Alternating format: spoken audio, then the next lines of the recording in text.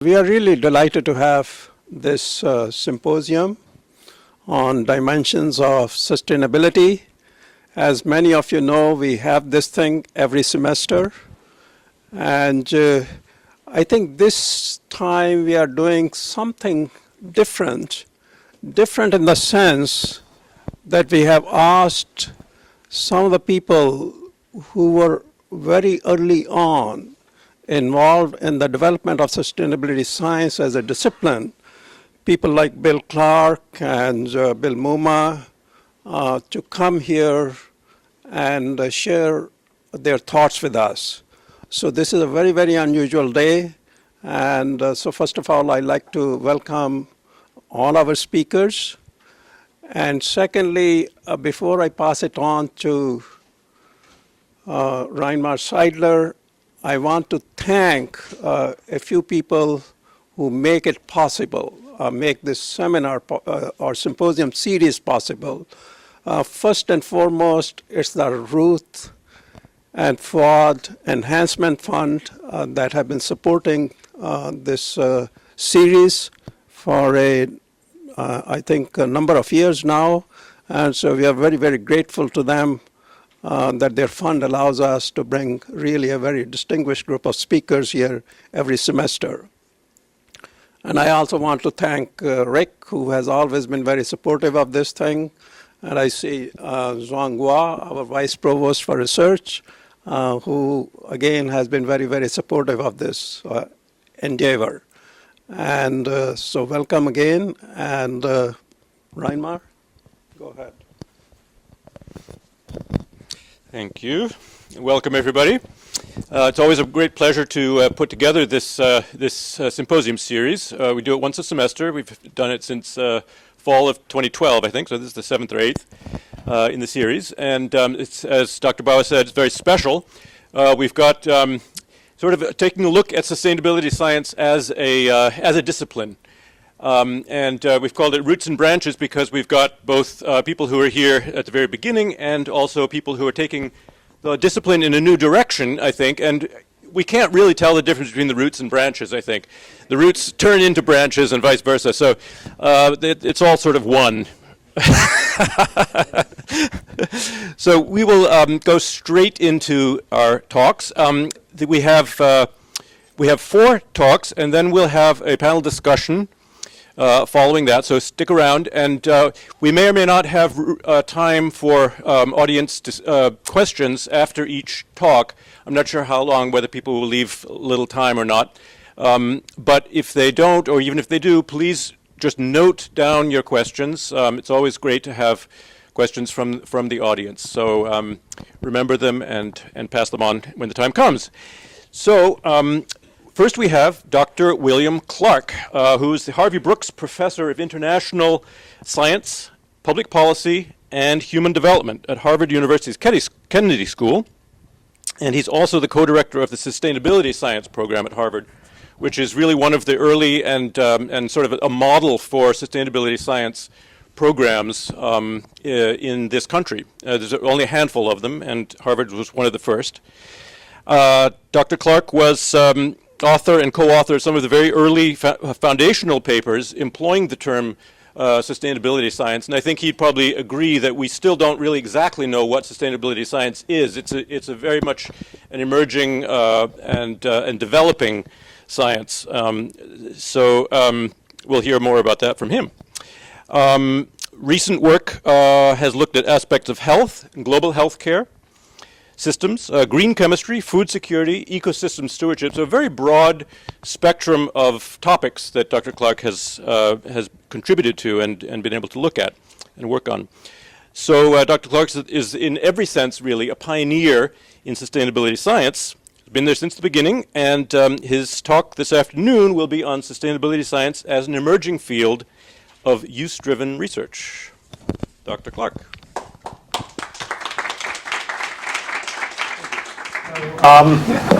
roots, branches, and detritus, I guess. This is this is those of us who were salvaged up from somewhere on the forest floor in order to talk about early years in this beast. So that thing isn't glowing. Do I care? It doesn't matter. I don't care. Okay. So what I've been asked to do is provide some context for the rest of the presentations, and we'll see. So for those who can't recite this by heart, you should be able to if you're coming to this room. Back in the 1980s, in the wake of two big efforts of the multilateralist community to say, how can we get together to do the problems of the world? The Palma Commission and the Brandt Commission that looked respectively at poverty alleviation and at disarmament. And at the end of those two commissions, which were supposed to be it, they concluded that this multilateral collaborative enterprise could not go forward, either reducing conflict or reducing poverty without bringing environment into the world. They pulled together a group which I should point out for today's purposes had not a single scientist of any sort on the commission because the chairman, Gro Brundtland, who was in fact a medical doctor, said, we have the scientists, they will just talk about little details here, there, and they'll never agree. Whereas if we can get the political leaders to agree on a framing of what we're trying to accomplish, the science communities, they always have and they will come along. So they argued environments where we live, development's what we all do attempting to improve our lives on the planet. The two are inseparable. Humanity has the ability to make development sustainable. And since then, and since 200 years before when people were doing that in farming and so on, the question is how do we turn this principled ability into actually a capacity to get the job done. The job has not gotten easier. As we look at the ability today, we see energy demands over all of your professional lifetimes going up by 40 to 50%, and there are two different ways we satisfy those energy demands. In the food area, up by around 50%. We see two different ways that we have organized ourselves to meet that food demand. We see urban growth, that is actual urban installed capacity, going up more than 50%. And we see different ways in which we as humans have tried to meet that capacity, to provide habitation and centers of learning and so forth and so on. Those and other trends coming together is what the UK's science advisor of several years back called the conditions for a perfect storm, with, of course, climate change that is the focus of events in Paris this week at the center of it. Beyond the perfect storm in the environment side, of course, there's the perfect storm on the social side.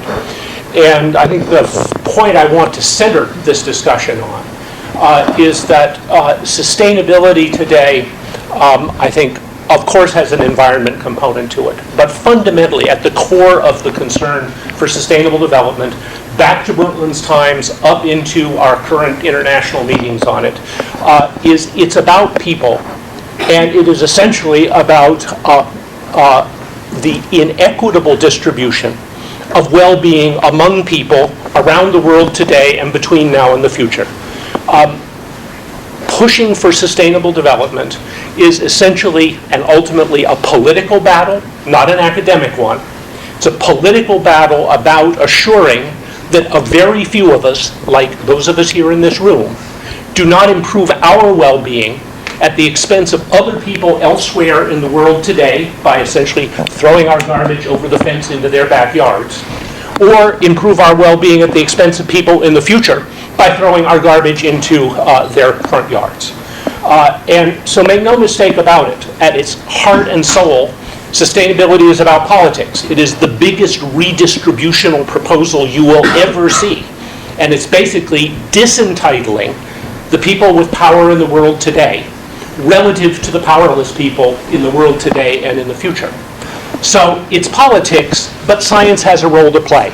And it's a central role to play in what Amartya Sen has called informing agitation. That is, for the people on the political front lines, whether they're in government or in civil action groups or in corporations or whatever, assuring that they do have material in front of them, whether it's technologies or policies or information on where we're going, that gives them useful, usable, non-breakable weapons to use in this political battle that lies ahead. And the question for those of us in academia is how we can, in fact, furnish those weapons to the front line without confusing what we do with the needed agitation in the front ranks. So, researchers have indeed responded to this call. Research on sustainability is now happening across a huge range of topics and approaches. The field has been growing rapidly. When I started, let's see, I said there was a pointer there. I started playing in this back at the Institute for Applied Systems Analysis back here before you were born. There has been a 10,000 times increase, this is a log scale on the vertical, in the number of independent authors and scholars involved writing on sustainability since then, and the line shows no signs of bottoming out. By some kinds of informatic analyses that have been done in other fields like biochemistry and so on, an analysis of the citation patterns in the field said that way back here in the 80s and so on, there were just lots of little groups doing their own thing that didn't know of each other's existence, but that around the year 2000, just about here, the field consolidated. That is, within sort of one layer of remove, everybody working on it knew everybody else, the citation patterns coalesced, and so it's not just us old folks imagining that we were present at the creation, that there's been something created. There's a field that sort of sees what its boundaries are, knows who the other players are, at least enough of them, that if you ask 3 people down the line, you get connected to the good work. So there's a field out there. The question is, what kind of a field is it? And right now, you get lots of different answers to that. You say, well, what is sustainability science? And like the old elephant story, you get different answers. I have one more new textbook in sustainability science came out this week. There, I have a big shelf of them. I'm writing 2 of them at the moment. So you get lots of different answers. But the fact that you get lots of different answers doesn't mean that we aren't beginning to get some center of gravity, some beginnings of framings of what is this field about that doesn't make it just a catch-all for everything. But if we could once get it into our heads, we'd be able to see not how I can do all of it. It's a really big elephant. But rather how the work I'm doing relates to the work you're doing and you're doing and you're doing, and who I might want to pull onto teams or listen to or read their stuff. So I don't pretend what I'm going to sketch here in this little amount of time is the view of what sustainability science is, but it's one that a group of us who were listed on my first slide had been working at originally from the point of view of just being the editors of the then newly founded unit in the Proceedings of the National Academy of Sciences that suddenly was doing sustainability science. And we all thought this was a great thing, an economist, a political scientist, a biologist, a climatologist, an engineer, except we couldn't agree on what was a good paper. And we started talking to each other and writing to each other and yelling to each other, and finally decided we had to start writing a book on it because that was the only way we were going to agree on what this field was like. That was unfortunately like 100 years ago, and we're not done. But one view on sustainability science: it's an emerging field of use-inspired research and development. Not anything new under the sun. Agricultural science emerged like that from its component parts of agronomy and cell biology and genetics and so on.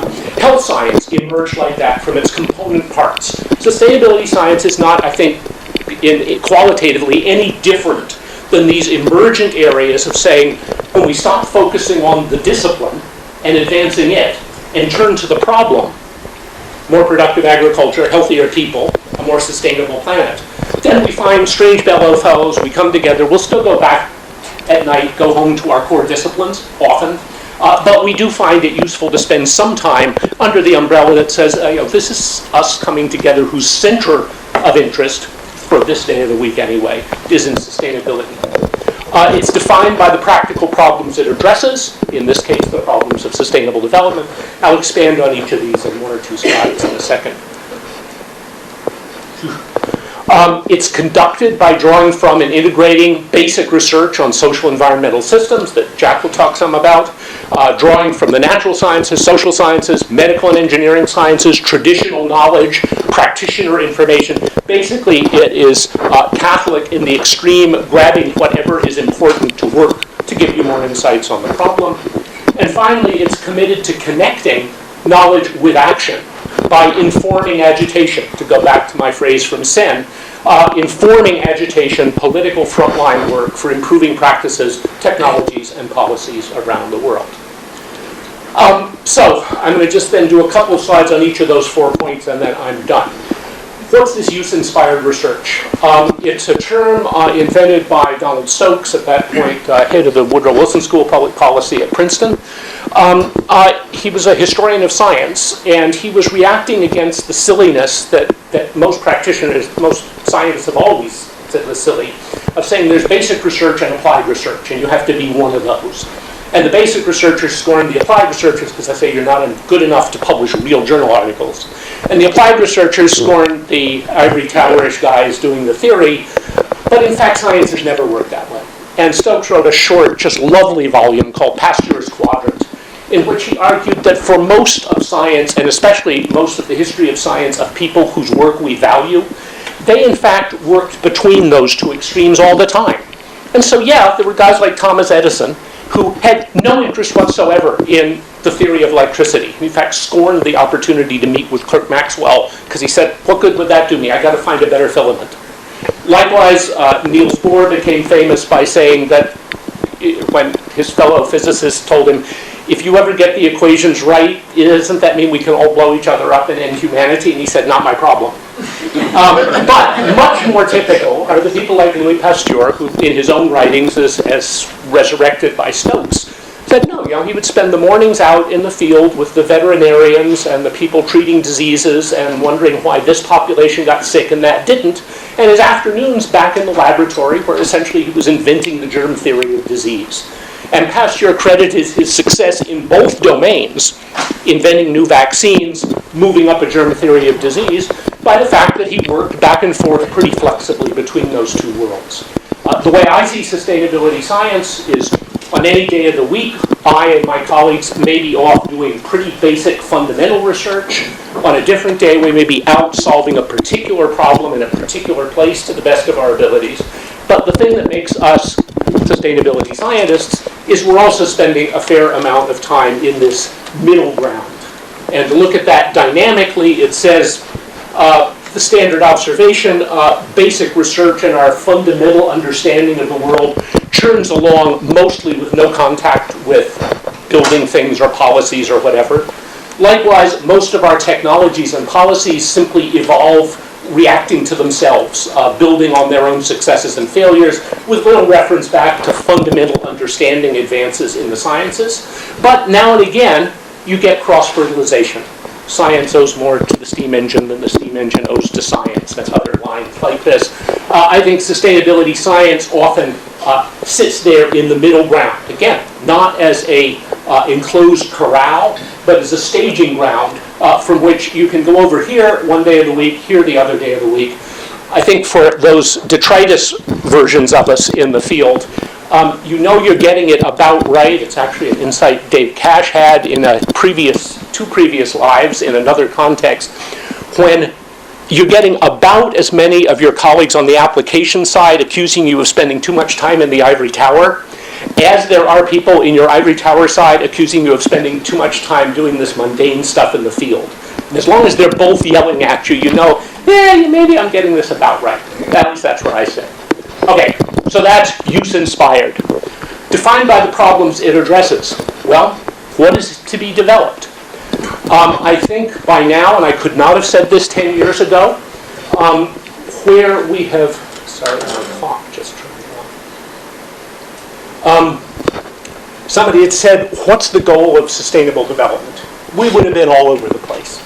This is an area in which I think a concerted number, 10 years and more, of serious scholarship trying to square what we know as theorists with the central message of the Brundtland Commission, the World Commission on Environment and Development, which, having traveled all around the world doing village workshops and so on, came back, and if you remember the canonical Brundtland definition, it's all about people's lives, improving them now and in the future, not about the environment.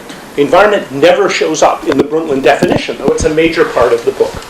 The argument being sustainable development, properly conceived, is about improving human well-being with conserving nature as an essential means to that end, but in fact not to be confused with conservation for its own sake. Conservation for its own sake is a wonderful agenda. I do it much of the time. That's me in my old one-time ecologist hat. When I talk to Kamal, I have to be wearing my conservation.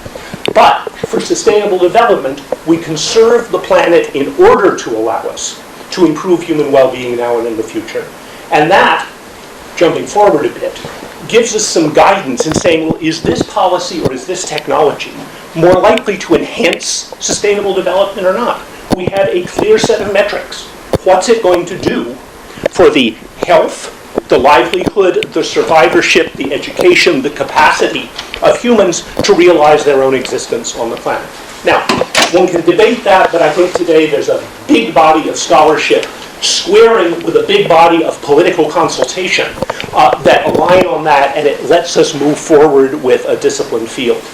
My last slide in this deck, which will be available to people, has a bunch of the references behind that. Okay, how to value equity. Equity was a big deal in the Brundtland report. I think, again, what we're coming to now is, for many of us, saying, it's looking at human well-being, but not well-being on the average. We're having one person who lives to 100 years very healthy and very rich, one person who dies at age 1, poor and uneducated, averages out to a 50-year-old pretty happy person.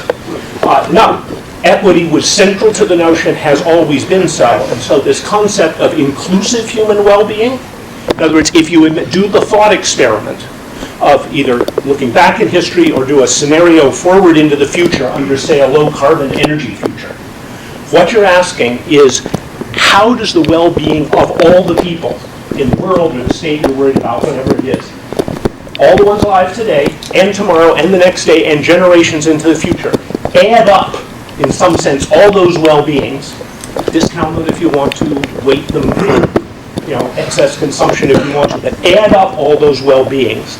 And if that number is going up, that is, well-being of people summed across everyone now, everyone in the future is improving, you're moving sustainably. If it is tailing off, that is, that situation is getting worse into the future, you're not. And again, this can be defended, if not said to be the only right answer. And finally, so sustainability now can be rigorously defined. There is a response to the person who says, this is just fairy talk, it's whatever you want it to mean. No. If you're willing to discipline your discourse, sustainability now can be defined as development in which inclusive human well-being, intragenerational and intergenerational, does not decline. Okay? And ideally, of course, gets better.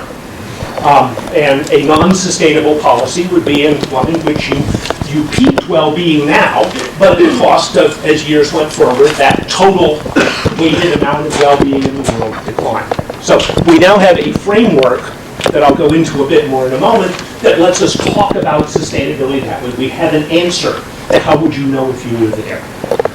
Okay, so 3, it works by harnessing basic research on social environmental systems. The great revolution of the last 30 years in the natural sciences and then the social sciences in thinking about global humanity interacting with the environment has been surely this emergence of what Jack and his colleagues have called coupled human and natural systems. Many others have called social environmental systems. Doesn't matter what the label is. The point is of seeing at scales from the village to the planet as a whole. Humans affect the environment changes, those changes in the environment affect changes in people. It is literally a co-evolved system. And it has in it population, technology, economy, governance, biogeochemical cycles, biodiversity in the works. And there's just been this mind-blowingly fascinating, enthralling research agenda of what you just see the tip in the work on climate change, beginning in the early 1980s to work out the global scale, the global connectivity across these. And I think Jack's going to say some more about some of the just mind-blowingly exciting stuff happening in that. That said, those of us who grew, even for those of us who grew up inventing this stuff, have found it incredibly difficult to take this complex spaghetti diagram of human environment systems interacting at all scales, non-linearly, and turn them into guidance on how would I fix the energy system of New England. And I think one of the emergent advances in this field over the last couple of years has been seeing if we go back to a somewhat more conventional look at integrated production consumption systems, that is, for energy. Who's consuming how much energy, for what reasons, how are we choosing to produce those energy services by fossil, by wind power, by conservation, by convincing people to consume less. A production consumption viewpoint, which is hardly anything novel, but now traced back carefully in two directions. One is going up and anchoring it in a goal not of economic growth of the moment, that is maximizing GNP or something, but rather in this notion of inclusive well-being. Can we build these production consumption systems in a way that this integrative intra and intergenerational metric of well-being improves under it rather than spikes and then goes down? And as importantly, that progress in this domain ultimately relies on a set of assets. If sustainability is about anything, it's having something that doesn't get less over time. And it's fine to say that's for well-being, but I challenge any of us to go out and get an objective well-being stick, even from your partner who you can interview, much less modeling it into the future or implying it into the background. It can be shown, though, that under a pretty wide range of circumstances, if we go and look at the underlying stock of assets, used to be land, labor, and capital if you're really old, but expanding that list out, the ultimate determinants of the production consumption process, what we can get from it, and how that generates well-being. By opening up that set and saying it's actually these underlying asset stocks, which is what we wish to keep from being depleted, the sum total of them, that becomes a measurable and manageable part of sustainable development. I emphasize having your asset stocks being maintained only tells you that the potential for sustainable development is there. Not that you won't make some screwy mistakes in here, or that the power structures of the different actors in the system may not configure this production consumption system in order to turn most people into slaves and a few people into maximum consumers. But it certainly says that if this asset stock is depleting through time, it's as though the fuel in your airplane were just going down and down and down and down, and you were paying no attention to it. So, okay, next step, what are those things? What are those ultimate determinants, or if you're a modeler, what are the state variables of the sustainable development system? That's literally what the question is. And there, once again, we've got some progress that doesn't solve anything in itself, but actually tells us, helps me at least, understand where does my work sit amongst all these other assets in this system? Who else do I need to be talking to? The first one, ours, is natural capital. Without the natural capital assets that give us oxygen and a hopefully fairly benign climate, clean water, and so on, and so on, and so on, we're toast. We have nowhere to go. And natural capital is obviously the one that has been radically depleted because it doesn't show up in market accounts and we measure it badly and so on. But you would want to count natural capital as an asset. You would want to count human capital as an asset, both as an end in itself. More healthy people, other things being equal, seem to be a good way to increase inclusive well-being. But because we first need a place to figure out how do we cope with people, the number we have, whether they're distributed in cities or rurally, what their health is and what their literacy is. That is the sum of properties of individuals. Yes, they're labor for the production consumption system, they're also consumers, they're also an end in itself. So people, their demographers study this, urban scholars study this, the environmental health community studies this, education people are here.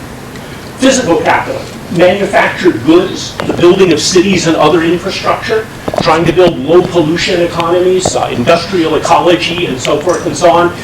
That's this arena. That's another set of assets that we draw on, maybe degrading, maybe building up to furnish well-being. Knowledge capital itself, many will argue that the great invention of the so-called Industrial Revolution was inventing the way to innovate. Inventing the way to innovate and build more knowledge. So there are fields of research studies, of science and technology studies. People worrying about patents and how that cuts off access to knowledge for some people as a way, though, to motivate other people to invest in knowledge creation. And finally, there's social capital, the capacity essentially to build sets of customs and rules and habits that let us at least cohabit in the same room with somebody, ideally cooperate with one another in getting hard jobs done, and ultimately of building trust that lets us work with one another and count on each other to do more or less the right things. And Bill Mumok will be talking about this. So to a first approximation, we're talking about those sets of capital assets as the things we want in general to increase and not to decrease in ways that at least aren't compensated for by increases in other ones. So that's essentially well-being, intergenerational well-being, as some kind of a function of these capital assets and then chance events that may help you or screw you up. It then turns out, if you follow that vision of sustainability science, that the management objective is that this long-term social value of the assets, that is, how much well-being they're capable of generating, doesn't decrease with time. If one decreases, if you decide to cut down the first hectare of New England forest, you need to have built something with it, a schoolhouse, a fence for your farming, and so on, that gives you more social value than what you lost by cutting down those first trees. This is not just a theory framework. These capital assets are now being regularly monitored by the UN Environmental Program, the World Bank, and the like. We're actually reporting out on historical progress towards or lost ground vis-a-vis sustainability. And the issue then is that first we need to have those stocks. And because we're so concerned with equity, the other half of sustainability science is worrying about access to command of those stocks and the benefits that flow from them. We are not indifferent in sustainability science to broad spread even access and access that is sequestered to be a privilege of a few at the expense of the many. So those are my four big framing issues. How would I think about sustainability science today? Thinking about it, looking ahead, what are the grand challenges? What are the arenas for research work and invention? There's a set of normative challenges. How really should we work out these values? And the fact that how well-being is defined by a bunch of farmers in Costa Rica may be different than how well-being is defined by a bunch of capitalists in Shanghai. How should we be thinking about those differences and similarities? Analytic challenges. How do the workings of the social, environmental, production, and consumption systems affect the prospects for sustainable development? How do the gears run around in these things? How might you build a different production consumption system for energy or food that had different sets of consequences?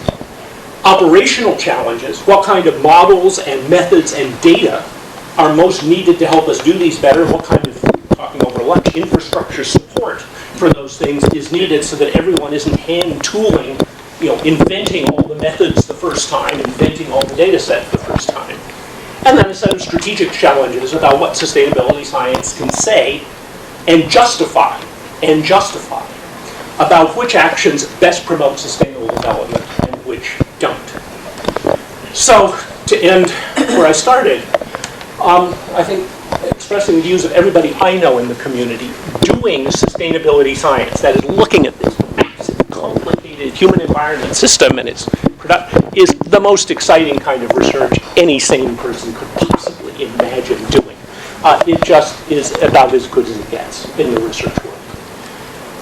But using that science, I use the phrase advisedly, using that science to help guide the herd is the ultimate grand challenge, if perhaps a less exalted and more mundane one, than sitting off on the lab and psyching out some new way to parameterize the latest GCM model.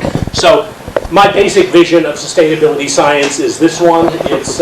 It's trailing around behind the real action at the front, cleaning up a lot of the mess, and hoping you can do some encouragement that they'll turn the right way rather than ways that are known to be bad.